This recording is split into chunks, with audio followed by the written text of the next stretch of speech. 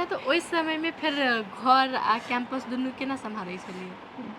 घर आ कैंपस सम्हारऽ पड़ै छै। जखने महिला बाहर निकलै छै किछु करऽके छै तखन तक किछु लेबऽ पड़ै छै, एक्स्ट्रा बर्डन लेबऽ पड़ै छै, घरोके करऽ पड़ै छलै। छोट छोट बहुत बच्चा सब छलैए, 4टा बच्चा छलै हमरा, तऽ हमर साउस सब छलखिन हेँ, ज्वाइंट फैमिली सब छलैए, तऽ घरके सम्हारै छलिए। भोरेमे उठलहुँ 4 बजेसँ लऽ कऽ 6 बजे तक खाना पीनाके किछु मिला तिलाके कऽ कऽ अएलहुँ। फेर तकर बाद दौड़ल दौड़ल कैंपस गेलहुँ, कैंपससँ अएलहुँ, तकर बाद क्लास लेलहुँ, क्लास लेलाके बाद अएलहुँ, तकर बाद कपड़ा नहीं बदलिके पर्स रखलहुँ सोझे घरमे आ किचनमे पहिने गेलहुँ। तऽ एना होइ छलै। साउस छलखिन हेँ तऽ कनि बच्चा सबके कनिके देखऽवला छल, बूढ़ तऽ बहुत छलखिन हेँ, लेकिन कनि आँखिसँ देखऽवला जे होइ छै ने तऽ से छलखिन हेँ।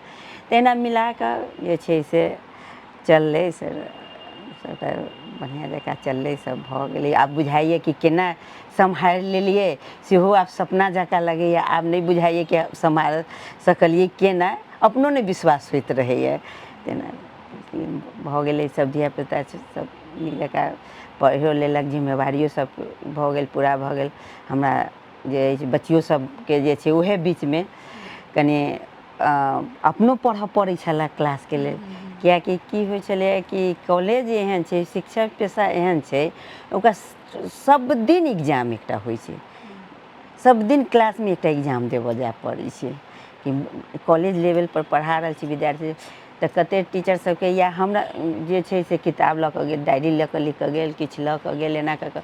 लेकिन हमर शुरूसँ छलै कि नहि, हम अपन तैयारी कऽ कऽ क्लासमे गेलाके बाद हम एकटा नहि कागजके एकटा चीट तक नहि आइ तक लऽ गेल रही। किताब सबके तऽ बाते छोड़ू, अपन लेक्चर तैयार करिए आ लेक्चर लऽ कऽ